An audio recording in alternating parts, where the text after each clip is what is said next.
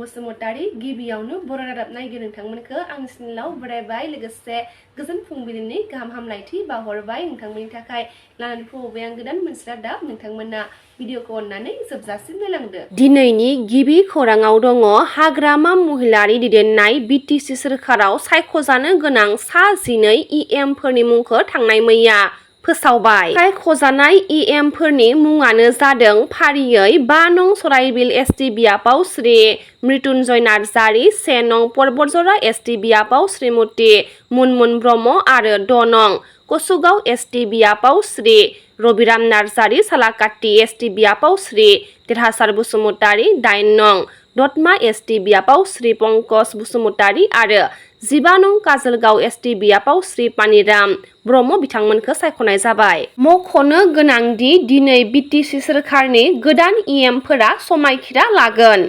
8 नं दतमा बिटिसि बियाबनि एमसिएलए प्रकाश बसुमतारीया मावफुं सोद्रोमा महरै सायख'जादों।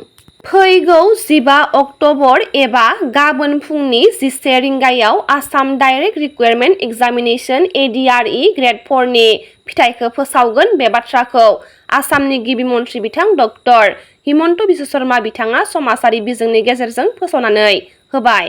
मोनसे दुखुनांथाव खौरां भेरगाव जौमा फरायसालिमानि इंराजि बिफाननि एसिस्टेन्ट प्रफेसार पुष्पा नार्जारीया हरखाब जिउ गोमाबाय होनना खौरां मोननाय जादों।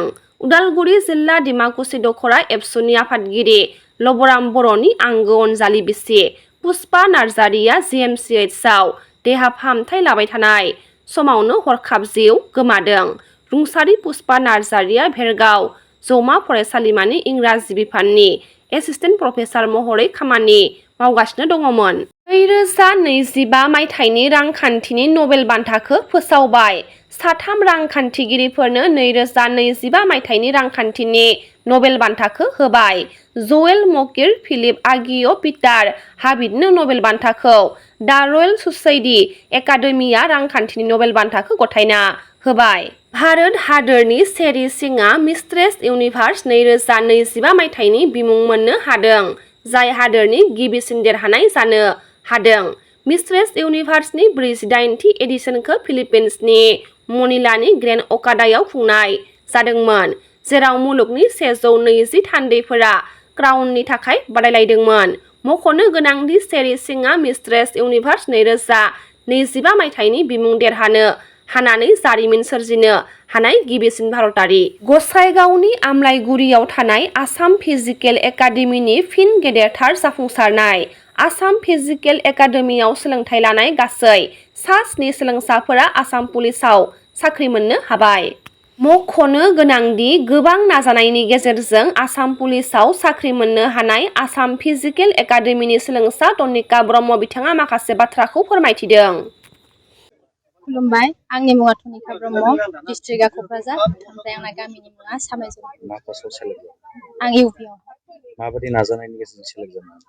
नाजानायखौथ' बुंनोनो माने बुङोब्लाथाय सिगांफोरनि नाजानायखौ गोसोखाङोब्ला माने साक्सेस जानायसिम समसिमाव माबायदि जिउआवहाय माने खस्थ' मोननांदों बेखौ गोसोखाङोब्ला माने ओरैबायदि दुखु मोनोना। सोरजोंबा सोंखारि जानाय, सोरजोंबा नेवसिजानाय, सोरजोंबा बायदि मैया खोथा बुंनायखौ माने सहायजोबनानै गासैबो दिनै आङो लाइफआव साक्सेस जानो हादों आरोखि। बिमा बिफा गासिखौबो लानानै ओरैबायदि बुंनो नाङा, दुखु मोनो माने होनबा बेबायदि लाइफआवहाय साक्सेस जानो थाङोब्ला ना रावबो माने सापर्ट मोना, नोङो रावनिफ्रायबो फंसे फिसा खोथाबाबो नों सापर्ट मोननाय नङा आरोखि। नोंखौ माबोरै नारख्लायनो हागोन, नोंखौ माबोरै डाउनाव दोननो हागोन, बेबायदिल'सो बांसिन मानसिफोरा खालामो आरोखि। ओमफ्राय दा आं गडनि हेल्प, ओमफ्राय जोंहा बे क'क्राझार डिस्ट्रिक्टनि सिङाव खुलिनाय सार सागनलाल सार आरो लालमहन सार बिथांमोननि आमलायगुरि गामियाव आसाम फिजिकेल एकाडेमिखौ बेखेवनायनि थाखाय आङो सारमोनखौ आंनि गोसो गोरबोजों थोजासे साबायखर बावो। मानोना बिथांमोना बे एकाडेमिखौ खुलियाखैमोनब्ला आंनि लाइफआव साक्सेस जानानै फैगोन ना फैयामोन आं बेखौ बुंनोनो हाया आरोखि। गोबां सारमोननि अननाय, सापर्ट, हेल्पजों आं दिनै आंनि लाइफआव साक्सेस जानो हाबाय। फिजिकेलनि फोरोंगिरि सारमोनजों लोगोसे जोंहा कचिंनिबो दङ, सार मेडाम दङ आरो सानै। बिथांमोननि हेल्पफुलजों दिनै आङो लाइफआव साक्सेस जानो हाबाय आरो। दा साख्रि मोनखांनायनि उनाव माबायदि मोनदों गोसोआव आरो गुबुन लाइमोनफोरखौ मा फोरमायगोन बे समाव? गोजोननाय मोनदों। गोबां दुखु खस्थ' नाजाथाबनायनि गेजेरजों दिनै लाइफआव साक्सेस जानो हादों।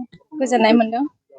आं बेखौनो बुंनो सानो आंनि फंबाय बिनानाव जानायफोरखौ, मानो होनोब्ला जोङो गाव गावनि आथिङाव गसंनो हायोब्ला माबायदि जायो फिउचाराव बेखौ मिथिखागोन।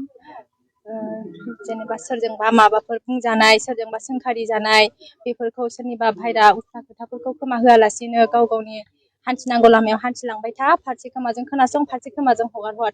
नों जे थांखि लादों बे थांखिखौ नोङो नाजाथाबबाय था, अब्लानो नों लाइफआव साक्सेस जानो हागोन। दिनै आं मानो होनोब्ला आंबो बेबायदिनो जादोंमोन। बै समाव माबायदि बयनिबो खोथाखौ आङो सोरनिबा बखिनाय, सोरनिबा बायदि मैया खोथा बुंनायखौ खोनासङालासे आं हान्थिलांबाय थादों। आं साक्सेस जागोन लाइफआव जेरैबाबो होननानैहाय। ओमफ्राय साक्सेस जानो हाबाय। दा ओंखायनो आं बुंनो हायो, मानो होनोब्ला जों नाजानाय थायोब्ला माब्लाबाबो जाफुङालासे जाया, जाफुंनानै फैगोन आरो सानसेब्लाबो। मुंदांखा मेथाइ खनगिरि जुबिन गार्ग थैनायखौ लानानै देग्लाय दिवालीयाव फटका बमा गावनायखौ माखासे आफादफोरा बन्द खालामनांगौ होनना फोरमायनायनि सायाव गिबि मन्थ्रि बिथाङा माखासे बाथ्राखौ फोरमायथिदों।